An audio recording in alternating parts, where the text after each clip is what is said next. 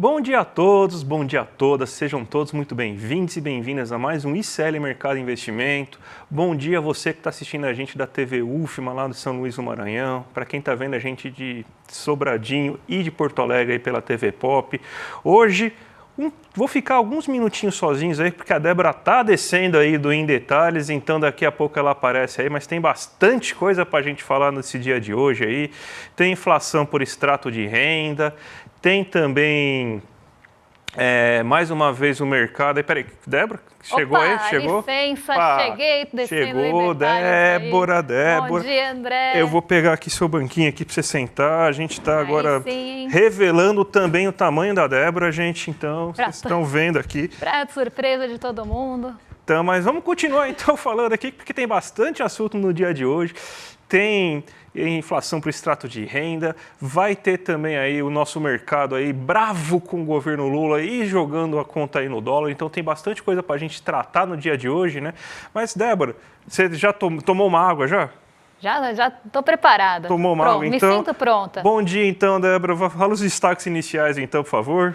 Bom, hoje a gente tem o dólar, né, pressionadíssimo, né, movimento que assustou muita gente ontem, então a gente vai falar sobre isso. Vamos falar também da interrupção da negociação no Tesouro, porque os títulos de dívida, principalmente os pré-fixados e aqueles parte pré-fixados, IPCA+, tiveram uma alta absurda. Isso fez com que o Tesouro interrompesse as negociações no dia de ontem, então a gente vai explicar um pouquinho desse movimento também vindo de pressão de juros. E vamos falar aí dos assuntos de inflação de extrato de renda, a reforma tributária que ficou de ontem, mas não vamos perder muito tempo não, vamos para a agenda, que hoje continua mais esvaziada, mas tem indicadores importantes. Então vamos lá, 5 horas da manhã aqui no Brasil, saiu o IPC-FIP de dezembro, mas ainda da segunda quadricemana, nada aí muito fechamento, né? O mês de dezembro ainda está acontecendo, e aqui a gente só tem a medição parcial. Às 6 horas, na Alemanha, saiu o índice de sentimento das empresas de dezembro e na zona do euro, 7 horas, balança comercial. Lá também, 7 horas, na Alemanha, índice de expectativas econômicas de dezembro. Ainda na Alemanha, a Alemanha está tomando toda a parte matinal da agenda aqui. Presidente do Conselho de Supervisão Bancária do Banco Central Europeu, a Claudia Budd, faz discurso na coletiva de imprensa e com participação de dirigentes do Banco Central Europeu. Então, uma parte mais matutina aí da nossa agenda tomada por Europa, até por conta do fuso horário. Às 8 horas saiu a ata do Copom, a gente vai falar disso amanhã com vocês, então vamos passar pelo assunto na hora da abertura de mercado, mas vamos trazer mais detalhes da ata do Copom amanhã. Nos Estados Unidos saem vendas no varejo e aí tem um ponto importante, porque hoje tem leilões do Tesouro, ontem tivemos leilões do Banco Central e hoje a gente tem leilões do Tesouro, mais de um, justamente para tentar conter esse movimento de alta dos juros que estão mexendo com o mercado dos títulos públicos. Então a gente tem às 11 horas agora acontecendo esse leilão de LFT e de NTNB para tentar conter essa alta que a gente viu acontecer no dia de ontem. Produção industrial de novembro também vai ser conhecida nos Estados Unidos e índice de confiança das construtoras. Às 6 horas sai divulgação de decisão monetária no Chile. Então, se a gente for olhar para a nossa agenda, a estrela aqui do dia, né, o que o mercado está esperando, mas não vai surpreender ninguém, é a ata do Copom. E nos Estados Unidos, as vendas no varejo e a produção industrial que vão ser conhecidas agora às 11h15. Bem, Débora, a gente sempre faz aquele giro pelo mundo, mas hoje na Ásia não está acontecendo nada, né? Nada, então, e tem tanto assunto aqui no Brasil que a gente decidiu agora já pegar, nem sair aqui, não vamos pegar o voo para a Ásia, vamos ficar aqui no Brasil mesmo, porque dados importantes foram divulgados aí em relação à inflação e a inflação por extrato de renda. Você tem aí que, novamente, a gente teve, já que desacelerou, né, a inflação no geral, a gente também tem uma desaceleração da inflação em todos os estratos de renda. Perdeu força aí nas faixas de renda média e renda baixa, aí, segundo diz o IPEA. A gente tem aqui uma arte para mostrar aqui para vocês como que foi o comportamento da inflação nesse mês. E a gente vê aí que a escadinha, felizmente, ela ficou um pouco diferente do que a gente estava acostumado a ver, ó, tá vendo? A gente tem uma inflação de 0,39% nesse mês de novembro, só que para pessoas de renda muito baixa foi de 0,26%, renda média, renda baixa 0,32%, 0,35 para a renda baixa média. Aí, a partir da renda média, você já iguala a inflação exatamente que tem no total. Para a renda média alta, teve até uma pequena queda. E para a renda alta, 0,64. Por que que a gente teve esse comportamento inflacionário nesse mês? A gente teve, sim, o que pesou para a inflação, aí, principalmente das rendas mais baixas, foi justamente a questão do peso dos alimentos. Mas não todos os alimentos tiveram essa alta considerável. A gente viu que, basicamente, foram 2 grandes alimentos que tiveram um peso muito grande, que foram as carnes e foi também o óleo de soja. A gente sabe que os alimentos eles pesam mais para pessoas com renda muito baixa. Só que você teve também que o consumo de carne, ele não tem o peso ele não tem o peso assim tão idêntico para todas as faixas de renda. Considera-se no cálculo do IPEA que, por exemplo, pessoas com renda média consomem mais carnes do que pessoas com renda mais baixa. Então, a carne ela acaba pesando mais para as pessoas de renda média. E, além disso, a gente teve aquela coisa que acaba pesando quase que para todo mundo, só que compromete mais o orçamento das pessoas com renda mais baixa, que é a energia elétrica. E a energia elétrica foi responsável por amenizar boa parte da inflação para as pessoas com renda mais baixa, porque ela tem um peso muito maior no orçamento dessas pessoas. Então, tem a deflação da energia elétrica e o peso dos alimentos, mas de alimentos mais específicos, que você não tem assim um consumo tão idêntico, né, tão similar entre todas as faixas de renda, a gente vê aí que realmente você tem, então, essa escadinha que não é escadinha clássica. Geralmente, quando a inflação de alimentos vem mais alta, você sente mais nas rendas muito baixas e menos nas rendas altas. E a renda alta sofreu muito, adivinha por quê? Porque teve o aumento da passagem aérea. A renda alta é muito sensível ao preço da passagem aérea e de outros produtos ligados a dólar. Então, você tem um consumo de maior luxo, um consumo de maior peso, aí que subiu a renda alta. Só que, quando a gente pega tanto no acumulado no ano quanto nos 12 meses, até pelo peso que a inflação está tendo aí na nossa economia, a gente vê que aí a escadinha ela já fica mais a visão clássica dela, que ela fica mais pesada para as rendas baixas e fica menos pesada para as rendas altas. Justamente por causa que a característica da inflação brasileira esse ano foi muito puxada por questões climáticas, e essas questões climáticas afetaram muito os alimentos. Se no primeiro semestre a gente teve um problema nos hortifrutigranjeiros e nos grãos essenciais, ou seja, arroz, feijão, hortaliças, tomate, cebola, batata e tudo mais, isso aí pesou. No segundo semestre você teve alguns alimentos específicos pesando, que era a carne, o leite e os derivados de soja, basicamente. E com isso você vê, no acumulado em 12 meses, para a renda muito baixa, o peso está de 5,05, enquanto está de 4,50 para a renda alta. No acumulado no ano, ou seja, nesses 11 meses que já passaram, a renda muito baixa teve um peso de 4,41, enquanto só de 3,86 para a renda alta. Então, a característica da inflação desse ano está fazendo, então, com que a inflação seja aquela questão mais de preços dos alimentos, ferrando mais a questão do trabalhador. Aí a gente vai entrar de novo naquela discussão. Aí aumenta a Selic, joga 3 alta de 1% aí. Vai reduzir o preço do alimento? Não vai reduzir o preço do alimento. Vai reduzir outros preços, mas vai fazer com que, na média, você chegue na inflação desejada. Só que aí vai continuar pesando. Se a gente for abrir isso daqui a pouquinho, esse gráfico aqui, daqui a pouquinho, mesmo com a Selic, se a Selic der certo e conseguir controlar a inflação, a gente vai ver aí que a coisa vai ficar muito mais díspare, porque vai continuar pesado para as pessoas com renda muito baixa, muito pesado, só que aí vai aliviar para quem tem renda média e média alta. Então, o peso aí da inflação vai continuar no lombo do trabalhador, só que vai aliviar serviços, vai aliviar alguns componentes de demanda. Então, lembrando, hoje a gente está com isso aí, a tendência é que com o aumento dessa Selic, essa curva, essa escadinha fique mais acentuada ainda, Débora.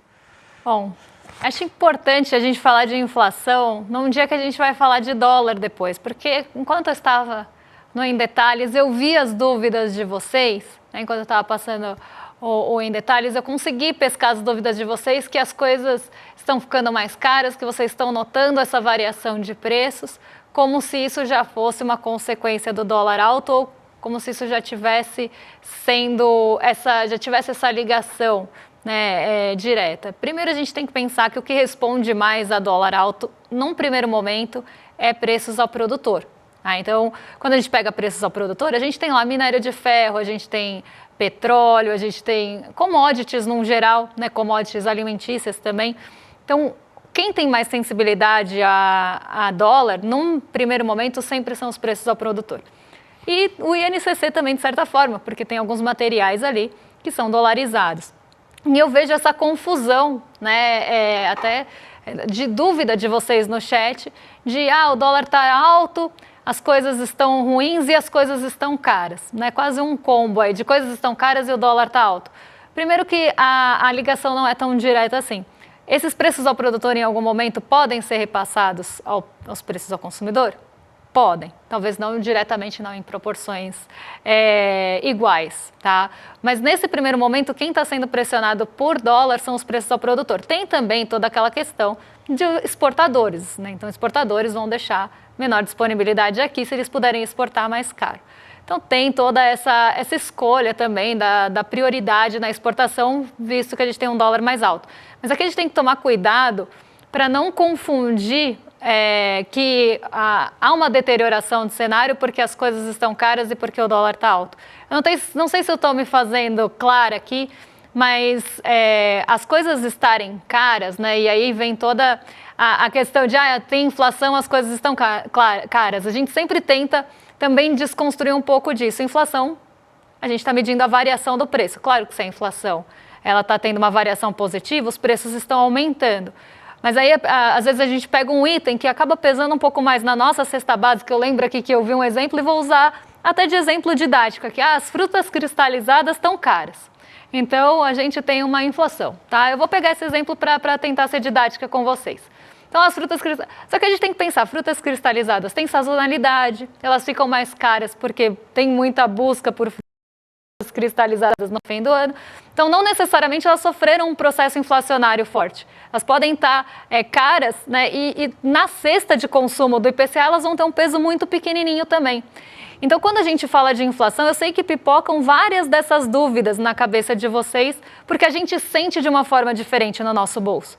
Porque a nossa cesta de consumo ela é um pouquinho diferente. A minha cesta é diferente da do André, que é diferente de vocês que estão assistindo em casa. Então, as coisas também podem pesar de formas diferentes no orçamento e no bolso de vocês. Eu peguei o exemplo das frutas porque a gente está no fim do ano, as pessoas vão comprar, e elas veem aquele preço no quilo e se assustam.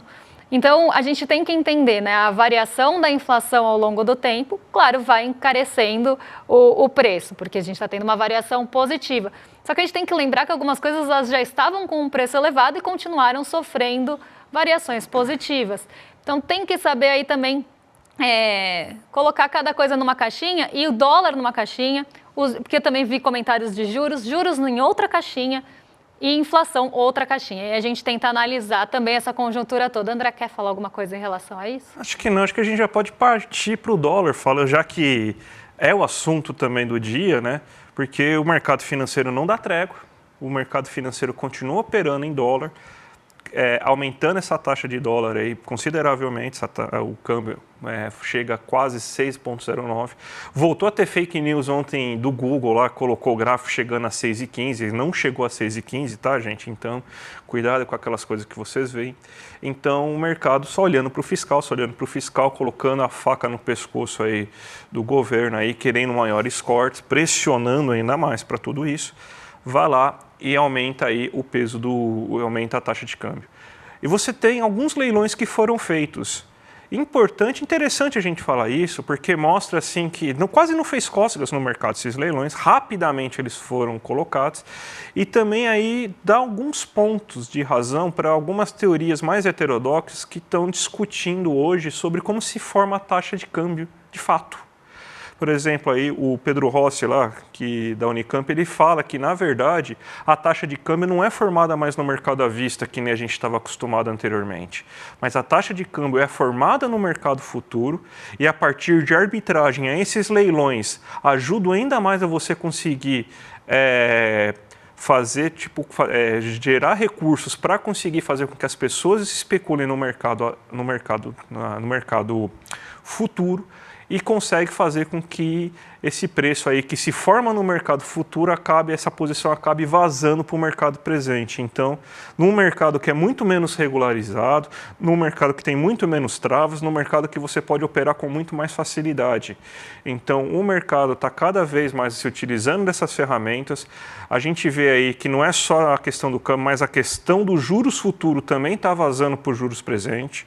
Então, cada vez mais as taxas futuras que estão acontecendo nos mercados especulativos estão vazando para o mercado presente e a Faria Lima e o mercado financeiro estão fazendo a festa com esse tipo de arbitragem e especulação. Então, vai fazer leilão aí nesses momentos aí? Parece que, pelo menos nesse primeiro momento, eles não vão fazer nem cócegas, até porque, como a Débora já explicou brilhantemente em artigo, eu até sugiro que coloquem um artigo dela aí depois aí para todo mundo ler aqui, né? Não sei se a gente colocou na tarde ou não, mas está no iclnoticias.com.br, está muito bom o artigo dela, para explicar exatamente o que está acontecendo com relação a tudo isso. A arbitragem, especulação, movimentação maior de fim de ano, você tem esses ralis aí para tentar formar posições. Então, até já passo a palavra para você até falar um pouco melhor aí desse assunto, Débora. A gente até montou um gráfico e aí eu tô pegando as dúvidas aqui de vocês no chat. Ninguém falou que o dólar caro é bom para o país, tá? Que o dólar mais alto é bom. Ninguém falou isso. Dólar alto é só bom para quem exporta. E traz um monte de prejuízos aqui sim, porque a gente começa a ter os itens dolarizados e pessoas que têm, né, empresas que têm dívida em dólar, as dívidas ficam maiores e por isso que as pessoas fazem hedge. Ninguém está falando que esse dólar é bom, esse dólar é pressão. Esse dólar ele vem de uma pressão cambial, um posicionamento, porque qual que é a história contada? A história contada a gente precisa se proteger da desvalorização do real. O mercado financeiro ele não está acreditando no projeto do arcabouço fiscal. Ele acha que o arcabouço fiscal não é suficiente. Ele acha que, na verdade, o pacote de ajustes não vai cumprir o arcabouço fiscal. Ele é insuficiente para o cumprimento do arcabouço fiscal. Isso vai trazer uma deterioração de expectativas e aí começam todas aquelas roletas de desculpas. Mas o mercado não está acreditando que o pacote de cortes vai fazer com que o arcabouço fiscal se cumpra. E a gente pode ter toda uma discussão aqui do peso que está se dando, inclusive, ao cumprimento do arcabouço fiscal e a trajetória da dívida, né? Então, está se dando um peso muito maior do que se deveria, inclusive, para essas duas variáveis. Mas a história precisa ficar em pé. Então, qual que é a história voltando aqui? A gente tem um pacote insuficiente para o cumprimento do arcabouço. Essa insuficiência faz com que haja desconfiança em relação ao Brasil. Essa desconfiança em relação ao Brasil, ela vai trazer uma aposta, né, contra o Brasil. Então, se eu estou desconfiada que o Brasil não vai ter um bom desempenho no ano que vem, o que eu faço? Eu vendo a bolsa e me protejo em dólar. Então, eu acho que o real vai se desvalorizar, eu me protejo em dólar. A grande questão é, quando o mercado financeiro entra em peso nessas posições, eles conseguem, tanto como arbitragem, como o André já explicou, como também como forma de pressão no dólar à vista, fazer com que esse cenário realmente aconteça. Porque eu estou me protegendo em dólar, então vai todo mundo em massa comprar dólar, o preço do dólar sobe. Aí o real se desvaloriza, esse dólar começa a pressionar preços ao produtor, como eu estava falando, esse preço ao produtor pode chegar em um dado momento no consumidor. Aí o mercado vai falar, agora precisa subir juros para que a gente consiga controlar esse preço. Aí subindo juros entra dólar, então a gente começa a ter toda uma construção de um ciclo, né, construído mesmo para que a gente tenha essa história em pé, essa história do mercado financeiro que está colocando toda a pressão no cumprimento do arcabouço e no pacote de cortes, porque não foi a contento dele. E o Haddad já falou que se não tiver a economia dos 70 bilhões que estão sendo previstos, ele vai ter que procurar outro lugar para fazer esse ajuste.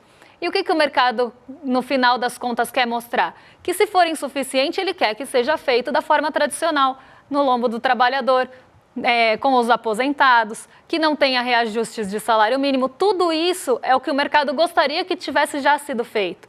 Então, a gente ainda tem um ponto a mais que a gente nunca pode tirar do radar essa semana, que é a última semana para votação no Congresso. Isso está trazendo uma pressão enorme. A gente tem até sexta-feira para votar LDO, a gente tem até sexta-feira para votar a lei de diretriz e a lei orçamentária mesmo. A gente tem até sexta-feira para votar também esses ajustes, tem uma PEC incluída aí. Então é muita coisa para votar até sexta-feira e o mercado está acreditando que o Congresso vai desidratar o pacote de corte de gastos. Porque o Congresso também está numa briga, porque o arcabouço fiscal limita as emendas. Então, por que ele vai votar numa coisa integralmente se posteriormente também vai acabar prejudicando ele, né? As emendas não vão poder crescer acima do limite do arcabouço. Então, elas vão ficar limitadas ali. Então, o Congresso está colocando um monte de entraves para votar agora o BPC e o teto, né, do ganho real do salário mínimo. Tudo isso faz com que o mercado também acredite que o pacote vai ser desidratado. Se o pacote vai ser desidratado, ele não vai cumprir mesmo os 70 bilhões que ele já não estava acreditando antes que ia cumprir. Então, o mercado financeiro está apostando nesse cenário, ele está colocando as fichas dele que esse cenário pessimista vai acontecer e ele vai se proteger aqui. Essa é a história contada, ele vai se proteger em dólar, só que ele também usa esse dólar para fazer pressão. Aqui a gente tem o artigo que o André falou, que eu acabei aí dando uma entrevista para o Chico Alves em relação a esse assunto, mas vamos colocar aí na tela o gráfico do dólar, porque a gente tem o dólar no comportamento dos últimos 12 meses, ele sai ali no dia 15 de dezembro do ano passado em 4,94 e 14, aqui está 6,14,89 porque foi o momento que a gente fez o gráfico, tá? E agora ele já realmente está em outro patamar. Aqui essa primeira área cinza é quando a gente tem em maio, até que 15 de maio, né, está um pouquinho antes, mas quando a gente tem a primeira divergência no Copom, né? Então, quando o Galípolo não vota com a maioria, a gente tem uma primeira escalada do dólar aqui. Justamente trazendo já esse peso e essa desconfiança em relação à possível indicação do Galípolo e um descontentamento do mercado financeiro dele não ter votado com a maioria. Então, a gente tem essa primeira ascensão aqui. Essa segunda ascensão são as expectativas pelo pacote de cortes. Então, quando a gente começa a ter expectativa de divulgação e quando ele é de fato divulgado, a gente vê que o dólar realmente vai para as alturas. O que a gente queria mostrar para esse gráfico? O que eu queria trazer para vocês aqui, para a gente extrair do gráfico? Justamente isso. O mercado ele consegue pressionar quando ele fica descontente com algum ponto, com alguma questão, ele consegue pressionar via câmbio. E pressionar via câmbio é ruim, né? Porque você acaba influenciando outras variáveis que estão ligadas ao câmbio. Então, em nenhum momento alguém falou aqui que dólar alto é bom, tá? A gente está realmente mostrando o contrário e que isso vem de pressão de mercado financeiro quando está descontente com alguma coisa. Eles dão um recado também por cambial. E a gente vai falar de juros futuros daqui a pouquinho. Não, a gente não vai acabar falando não de juros futuros, não. Vamos falar de juros futuros, vamos hoje, falar amanhã. Aliás, você vai falar amanhã, porque eu vou entrar de férias, gente. Então, eu vou tirar 3 diazinhos de férias, até mandar um recado para o meu amigo aí, boa sorte hoje, que eu estou indo para Campinas ver a defesa do meu amigo Renan hoje aí, vai dar tudo certo aí, vai ser mais um doutor aí em economia, vamos para cima desses liberal aí, que a gente está precisando de força de trabalho aí para conseguir fazer isso, mas vamos chamar para o nosso marketing, Débora, porque, ó, sabe aquele parente aí de fim de ano que você tirou de amigo secreto, mas que é um bolsominion assim, irreversível? Aqui, ó. souicl.com.br, a lojinha para você dar para todos os seus parentes, para você dar para também aquela pessoa que você gosta, porque aqui ó, tem camiseta, boné, tem caneca, tem o que mais? Ó? Tem frase aí do boné, tem coisa do Frei Beto, do Pepe Mujica, bordão, um monte de camiseta com bordão aí do Chico Pinheiro. Então tem muita coisa aí de qualidade para vocês darem para todo mundo, gente. Então, ó, vocês estão aí com presente aí. O que está acontecendo? Por que estão invadindo tanto o estúdio hoje? Parecendo o rolê CL isso aqui? Isso aqui é para você. Opa! Olha só, o Papai Noel chegou mais cedo aqui, de gorrinho e tudo mais. Papai Noel é estagiário aqui. Vamos ver aqui o que a gente tem aqui.